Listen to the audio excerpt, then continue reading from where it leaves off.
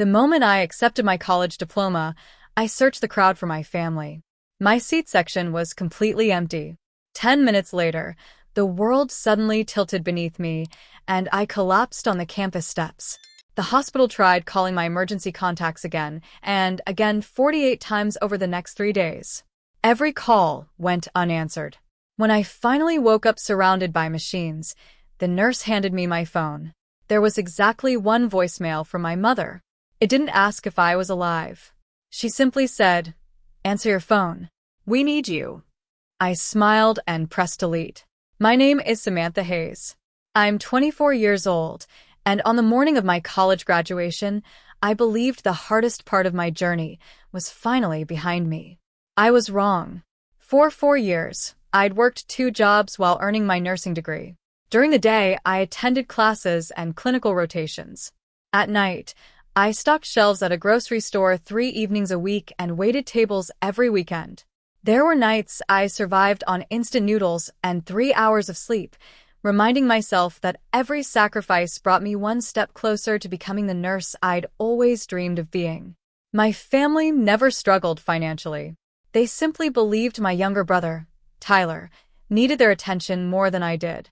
Tyler was 18, charismatic, and unbelievably talented at baseball. Every tournament, every showcase, every practice somehow became the center of our family's world.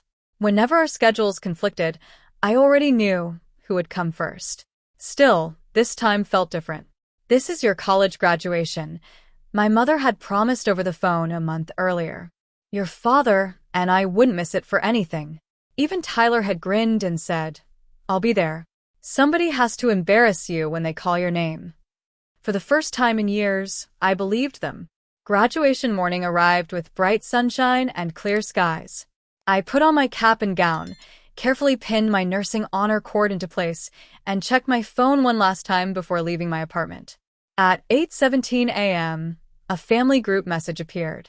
"Mom, honey, we're so sorry.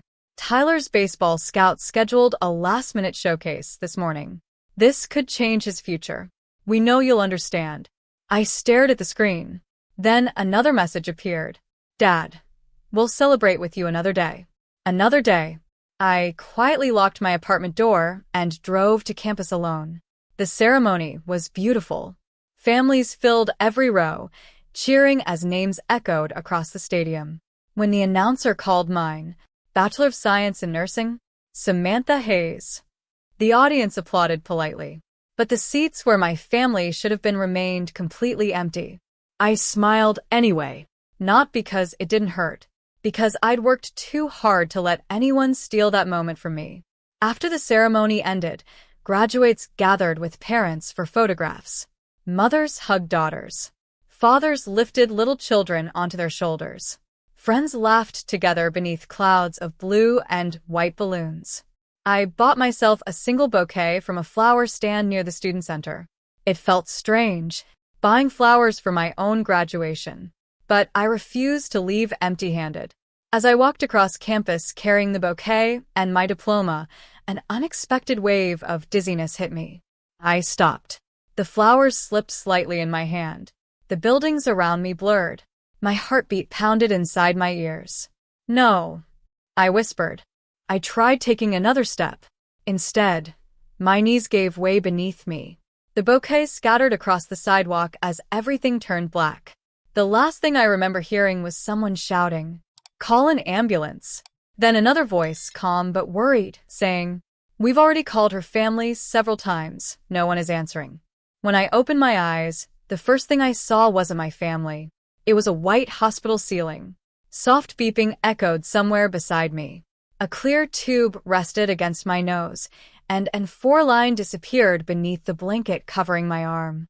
My mouth felt dry, and even blinking seemed to take effort.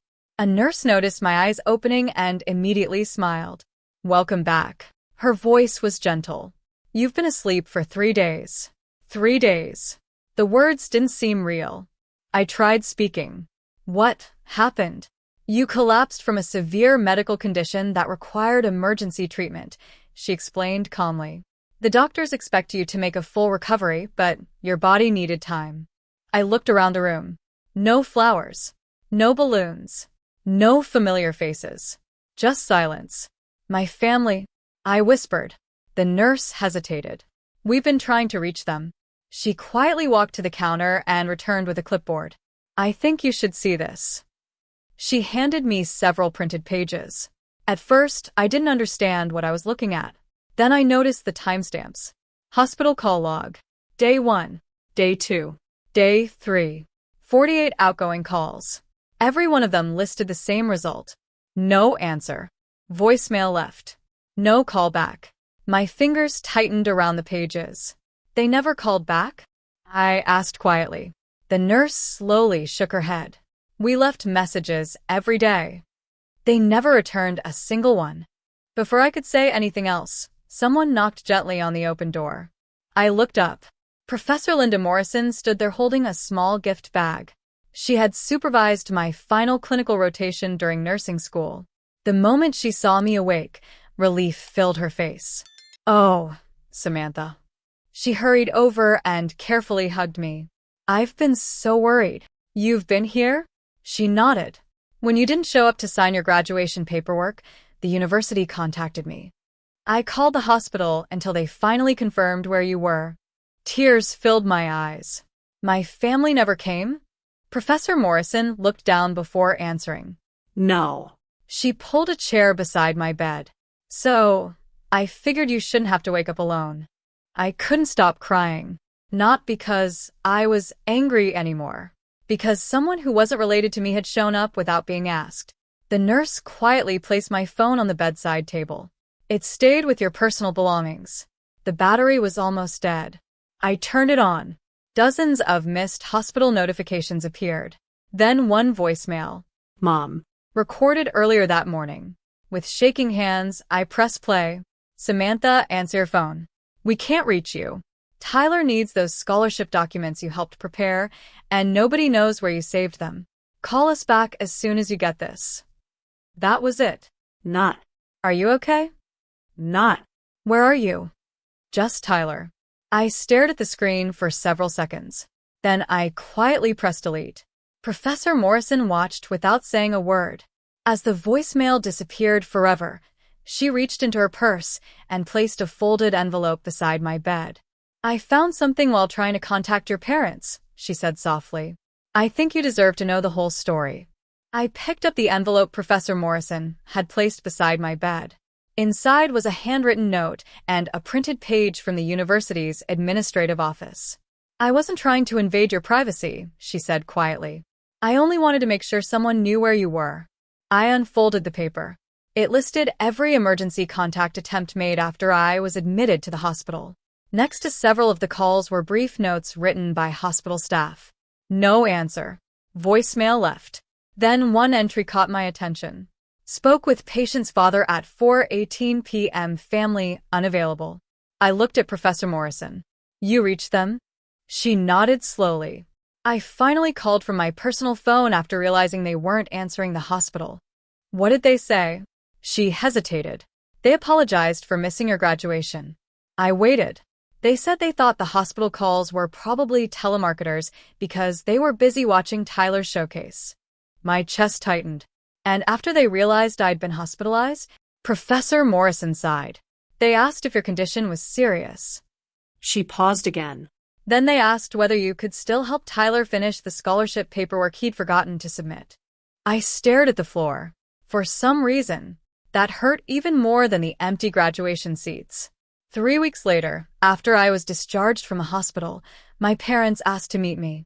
We sat at the same little diner where we'd celebrated every birthday when I was growing up. No one touched the food. My mother finally broke the silence. We're sorry. My father nodded. We made a terrible mistake. I listened quietly. We should have answered those calls. We should have been at your graduation. We can't change that. I looked at both of them. No. You can't. Silence settled over the table. Then my mother reached across for my hand. I know this won't fix everything, but please give us another chance. I gently pulled my hand back. I've spent years giving chances. You missed birthdays because Tyler had games. You skipped award ceremonies because Tyler had practice. You promised graduation would finally be different. It wasn't. Tears filled my mother's eyes. It wasn't intentional. I know. That's what makes it harder. You didn't choose to hurt me once. You chose me second, over and over again. Neither of them argued, because there was nothing left to defend. A month later, I accepted a nursing position at a children's hospital nearly 4 hours away. The day I packed my apartment, Professor Morrison stopped by with a small gift. Inside was the bouquet ribbon the campus staff had saved after my graduation. "We thought you deserved to have something from that day," she said. I smiled, not because the memories no longer hurt, but because someone had cared enough to remember. As I drove toward my new life, my phone buzzed with another family message. I glanced at the screen. Then I placed the phone face down without opening it. Some calls deserve an answer. Others teach you that peace begins the moment you stop waiting for people to become who they've repeatedly shown they are not. The hardest part wasn't surviving the hospital. It was finally accepting that real family doesn't remember your value, only when they need your help. Real family shows up, long before the phone stops ringing.